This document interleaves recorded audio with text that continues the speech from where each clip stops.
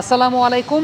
বিশ্বকাপ স্কোয়াডে কেন 4 জন ফ্রন্টলাইন স্পিনার, কেন তানভীরকে যুক্ত করা হয়েছে, কেন মেহেদী হাসান মিরাজ নাই, প্রত্যেকটা প্রশ্নেরই উত্তর দেওয়ার চেষ্টা করব একে একে। জানি অনেক জনপ্রিয় উত্তর হয়তো বা আমি দিতে পারতাম যেগুলো আপনাদের কাছে পছন্দ হতো, কিন্তু যুক্তিগতভাবে উপস্থাপন করার চেষ্টা করছি কেন স্কোয়াডটা এরকম করা হয়েছে। প্রথমত 4 জন ফ্রন্টলাইন স্পিনারকে যে নেওয়া হবে সেই ব্যাপারে একটা ধারণাগত কন্টেন্ট আমরা গেল কদিন আগে অনফিল্ডের পর্দায় করেছি, যেখানে বেশ কয়েকটা বিষয় আমরা উপস্থাপন করেছি। প্রথমত, প্রথম 2 ম্যাচ ড্রপ ইন উইকেটে খেলা হবে সেই ব্যাপারে আমরা কিছুই জানি না, কিন্তু পরের 2 ম্যাচ খেলা হবে কিংসটাউনের ক্ষেত্রে পরিসংখ্যানগতভাবে যেটা দেখা গেছে সবসময় স্পিনারদের জন্য অনেক বেশি মাত্রায় উপযোগী, অর্থাৎ স্পিনাররাই ডমিনেট করেছেন। আপনি যদি কিংসটাউনে 5 উইকেট কারা কারা পেয়েছেন দেখবেন তাইজুল ইসলাম আছেন, মাহমুদুল্লাহ রিয়াদ আছেন, সুলেমান বেন আছেন, মুতাইয়া মুরলীধরন আছেন, আরও বেশ কয়েকজন স্পিনার আছেন যেগুলো আপনারা পর্দায় ঠিক এই মুহূর্তে দেখতে পাচ্ছেন। টি-20 ক্রিকেটের পার্সপেক্টিভ থেকে যদি চিন্তা করেন তাহলে টি-20 ক্রিকেটে সবচাইতে সফল বোলারটার নাম ইন্টারন্যাশনাল টি-20তে কিংসটাউনে জুলফিকার বাবর, পাকিস্তানের, যিনি বাঁহাতি অর্থোডক্স স্পিনার। এছাড়াও সাইদ আজমল বেশ ভালো করেছেন, মোহাম্মদ হাফিজ ভালো করেছেন, সুনীল নারায়ণ, স্যামুয়েল বদ্রি, এরা ভালো করেছেন। দ্যাটস ওয়াই এই জায়গাটায় স্পিনারদের একটা ডমিনেশন আছে। খুব রিসেন্টলি কিংসটাউনে একটা টি-10 টুর্নামেন্ট হয়েছে, সেই টি-10 টুর্নামেন্টে বোলিংয়ে ভালো করেছেন টপ 10 উইকেট টেকাররা ছিলেন একদম ডিবলি স্লো মিডিয়াম পেস বোলার আর বাঁহাতি স্পিনার জোমেল ওয়ারিকান, যিনি ওয়েস্ট ইন্ডিজের হয়ে খেলেছেন, তিনি এই মাঠে বেশ সফল। এছাড়া বাদবাকি সবাই ডিবলি স্লো মিডিয়াম পেস বোলার, যারা 115 থেকে 125-এর মধ্যে বল করতে পারেন। এই মাঠে যেটা হয় সেটা হচ্ছে বাতাস অনেক ভালো, তো বাতাসটাকে ব্যবহার করতে জানতে হয়। তানভীরকে কেন নেওয়া হয়েছে? তানভীরকে নেওয়ার পেছনে অন্যতম বড় কারণের জায়গাটা বাঁহাতি স্পিনারের একটা ব্যাকআপ রাখা। সাকিব আল হাসান আছেন, তার একটা ব্যাকআপ রাখা। শেখ মেহেদীকে ব্যাকআপ দেওয়ার জন্য লাইন আপে ডানহাতি অফ ব্রেক বোলার আছেন যারা পার্ট টাইম ব্যাকআপ দিতে পারবেন, সেটা মাহমুদুল্লাহ রিয়াদ ব্যাকআপ দিতে পারবেন, শান্তও মাঝে মধ্যে বেশ ভালো ব্যাকআপ দিতে পারেন। সো বাঁহাতি স্পিনার একটা অপশন অ্যাভেলেবেল রাখা, সেটা একটা সিলেক্টররা চিন্তা করেছে। তানভীর ঘরোয়া ক্রিকেটের কনসিস্টেন্ট পারফর্মার, যদিও আন্তর্জাতিক ক্রিকেটে খুব একটা আসলে সুযোগ তিনি পান নাই মেলে ধরার জন্য। তানভীরকে নেয়ার পেছনে আরও একটা বড় কারণ হতে পারে শেষ 2টা ম্যাচ নেপাল এবং নেদারল্যান্ডসের সঙ্গে। আমরা যদি একটু নেপাল এবং নেদারল্যান্ডসের প্রথম 6 জন ব্যাটারদের পরিসংখ্যানের জায়গাটা একটু দেখে খেয়াল করে দেখবেন, তাদের অন্যতম দুর্বলতার জায়গা হচ্ছে বাঁহাতি স্পিন। তারা কোয়ান্টিটি নাম্বার অফ টাইমস বাঁহাতি স্পিনার এগেনস্টে টি-20 ক্রিকেটে আউট হয়েছেন নেপাল এবং নেদারল্যান্ডসে। দেখেন, নেদারল্যান্ডস এবং নেপালকে ছোট করে দেখার কোনো কিছু নাই। ইভেন নেদারল্যান্ডসের সঙ্গে সর্বশেষ এনকাউন্টার, যদিও সেটা ওয়ানডে ফরম্যাট, ওইটা কিন্তু আমরা হেরেছি। আর টি-20 ওয়ার্ল্ড কাপের পার্সপেক্টিভ বিবেচনা করলে নেদারল্যান্ডস কিন্তু ক্লোজ ম্যাচে খেলেছে আমাদের সাথে। সো আলটিমেটলি কিংসটাউনে নেদারল্যান্ডস এবং নেপালের শুরুর দিকের 5-6 জন ব্যাটসম্যান বিবেচনা করলে তাদের বাঁহাতি স্পিনারের এগেনস্টে একটা দুর্বলতা আছে, সেটার জন্য তানভীরকে একটা ব্যাকআপ অপশন হিসাবে রাখা হতে পারে। কিন্তু সত্যিকার অর্থে আমাদের বাংলাদেশের স্পিনারদের একটা বড় ভ্যাকুয়াম আছে। আপনারা একটু কষ্ট করে এই ভিডিওটার আগের ভিডিওটা একটু খেয়াল করে দেখবেন, যেখানে আমরা বলেছি যেহেতু আমাদের দেশে ঘরোয়া ক্রিকেটে বিপিএল ছাড়া আর কোনো টি-20 টুর্নামেন্ট নাই, তো আলটিমেটলি আমাদের একটা বড় ভ্যাকুয়াম রয়েছে প্লেয়ারদের। আমাদের প্লেয়ারই আসলে 19-20 জন, যে কারণে আসলে আর কোনো উপায় নেই। আর কোনো স্পিনার এই মুহূর্তে সত্যিকার অর্থে নিজেদেরকে ওইভাবে আপডেট করতে পারেন না। আলিস ছিলেন, আলিসের ইনজুরির কারণে আলিসকে আসলে সত্যিকার অর্থে রাখা যাচ্ছে না।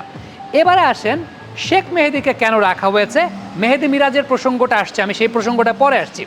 শেখ মেহেদী হাসান লাস্ট শ্রীলঙ্কার সঙ্গে সিরিজটা খারাপ করেছেন, অস্বীকার করব না, কিন্তু তার ইমিডিয়েট আগে নিউজিল্যান্ড সিরিজে খেয়াল করে দেখেন তার ইকোনমি রেটটা 2টা ম্যাচে ছিল 5-এর নিচে। নিউজিল্যান্ডের মতো মাঠে ইকোনমি রেট 5-এর নিচে। এবার যদি একটু খেয়াল করে দেখেন পাওয়ার প্লেতে শেখ মেহেদী হাসানের ইকোনমি রেট এবং তার ক্যারিয়ার পরিসংখ্যানটা, যেটা খুবই সমৃদ্ধশালী। নিয়মিত পাওয়ার প্লেতে তিনি উইকেট দিয়েছেন, অ্যাপার্ট ফ্রম লাস্ট শ্রীলঙ্কা সিরিজটা, ওটা তার খারাপ গেছে। তো আলটিমেটলি ইমিডিয়েট আগের সিরিজে নিউজিল্যান্ডের মাটিতে যেই বোলারটা এত ভালো বোলিং করেছে, অর্থাৎ 2টা ম্যাচে 5-এর নিচে তার ইকোনমি রেট, তাকে আপনি দলে নেবেন না? হ্যাঁ, অস্বীকার করার কোনো উপায় নাই। শেখ মেহেদী হাসান খুব যে sharp right arm off break bowler বিষয়টা সেরকম না, কিন্তু আমাদের যেহেতু একটা ভ্যাকুয়াম আছে, সেই ভ্যাকুয়াম অনুযায়ী শেখ মেহেদী ইন্টেলিজেন্ট বোলার। তিনি সিম আপ বল করতে পারেন, তিনি আন্ডার কাটার করতে পারেন, অনেকগুলো ভ্যারিয়েশন তার আছে। যদিও বলবো এমন না যে খুব শার্প স্পিনার শেখ মেহেদী হাসান, কিন্তু এই মুহূর্তে আমাদের অ্যাভেলেবিলিটির একটা অভাব রয়েছে।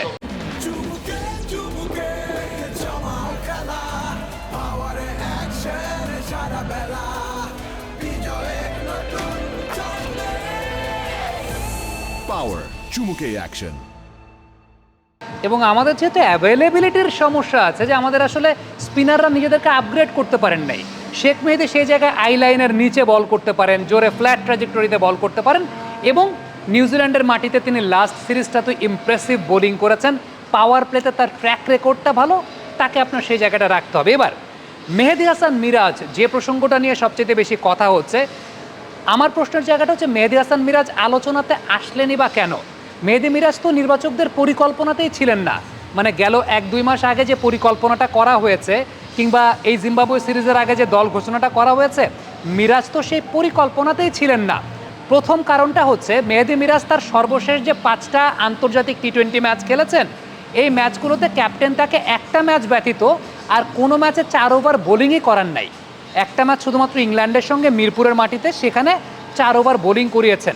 এটা কিন্তু টি-20 নিয়ে কথা হচ্ছে, ওয়ানডে নিয়ে কথা হচ্ছে না। ওয়ানডে এবং টেস্টে মিরাজ বাংলাদেশের প্রথম চয়েস, কিন্তু টি-20তে সর্বশেষ 5টা ম্যাচে ক্যাপ্টেন তাকে 4 ওভার পরিপূর্ণভাবে বল করিয়েছেন মাত্র একটা ম্যাচে। এটা একটা বিষয়।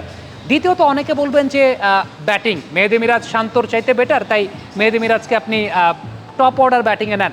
এখানে একটা কোয়েশ্চেন চলে আসে, আপনারাই কিন্তু বলেছেন গত বিশ্বকাপে মেহেদী হাসান মিরাজকে মেকশিফট ওপেনার হিসেবে তার ব্যাটিং অর্ডারটাকে শাফলিং করার কারণে টিমের ব্যালেন্সটা নষ্ট হয়েছে। এখন সত্যিকারের অর্থে আপনি কি আবার টিমের ব্যালেন্সটা নষ্ট করতে চান? আচ্ছা, যদি ধরে নেই সেই জায়গাটা, মিরাজ বিপিএলে টপ অর্ডারে যে ম্যাচগুলোয় ব্যাটিং করেছেন সেখানে তার পরিসংখ্যানটা 43 বলে 41 রান, 3 বার আউট হয়েছেন, স্ট্রাইক রেট 100-র নিচে। তাহলে চলতি মানে এই বছরের বিপিএলে টপ অর্ডারের পাওয়ার প্লেতে কিন্তু মেহেদী মিরাজ খুব একটা ভালো করেনও নাই। সো আলটিমেটলি কোথায় থেকে আসলে মেহেদী মিরাজের আলোচনাটা আসলো সেটা একটা বিষয়। হ্যাঁ, মিরাজ যদি জেনুইন ওপেনার হতেন এই পরিসংখ্যানে বলতাম যে ঠিক আছে, আমার অপশন যেহেতু নেই, মিরাজকে আমি অ্যাজ অ্যান ওপেনার নিতে পারি। কিন্তু মিরাজ তো মেকশিফট ওপেনার।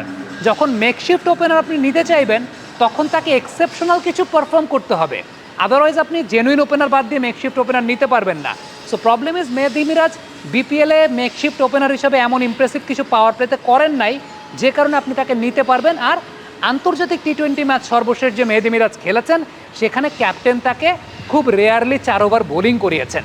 সো আমার কাছে মনে হয় যে অনেক কিছুই বলা যায়, যখন যে দলে না থাকে তখন তাকে তার অ্যাভেলেবিলিটি নিয়ে অনেক কথা বলা যায়, কিন্তু সত্যিকার অর্থে পরিসংখ্যানগতভাবে তো আমাদেরকে যুক্তিটা উপস্থাপন করতে হবে যে স্পিনার নেওয়া হয়েছে, এই স্পিনারদেরকে কেন নেওয়া হয়েছে। এবং আমি আসলে এর আগে ইমিডিয়েট আগে আরেকটা ভিডিও করেছি, ওই ভিডিওটা দেখবেন, আসল কথাটা আসলে ওইখানেই। দল নিয়ে খুব বেশি আশাবাদী হওয়ার কোনো কিছু নাই, তার পেছনে বড় কারণের জায়গাটা হচ্ছে আমাদের প্লেয়ারের অ্যাভেলেবিলিটি নাই, আমাদের প্লেয়ার নাই। যদি বিপিএল ব্যতীত আরেকটা ডোমেস্টিক টি-20 কম্পিটিশন থাকতো যেখান থেকে নতুন প্লেয়াররা উঠে আসতো, এখন যারা এক্সিস্টিং প্লেয়ার আছেন তাদেরকে চ্যালেঞ্জ দিতে পারতেন। কিন্তু সত্যিকার অর্থে 21 সালে, 22 সালে, এই 24 সালে 3টা বিশ্বকাপ যাওয়ার আগে একই কথা আমাকে বলতে হচ্ছে যে আমাদের ডোমেস্টিক আর কোনো টি-20 কম্পিটিশন নাই। টি-20 কম্পিটিশন থাকলে এই যে শান্ত, লিটন যারা অফ ফর্মে আছেন তাদেরকে চ্যালেঞ্জ জানানোর মতো প্লেয়ার আমরা পেতাম, অন্তত তখন আমরা বলতে পারতাম যে হ্যাঁ, শান্তকে না নিয়ে একে কেন নেওয়া হচ্ছে না, লিটনকে না নিয়ে একে কেন নেওয়া হচ্ছে না। প্রবলেম ইজ আমাদের তো ডোমেস্টিক টি-20 কম্পিটিশনে নাই।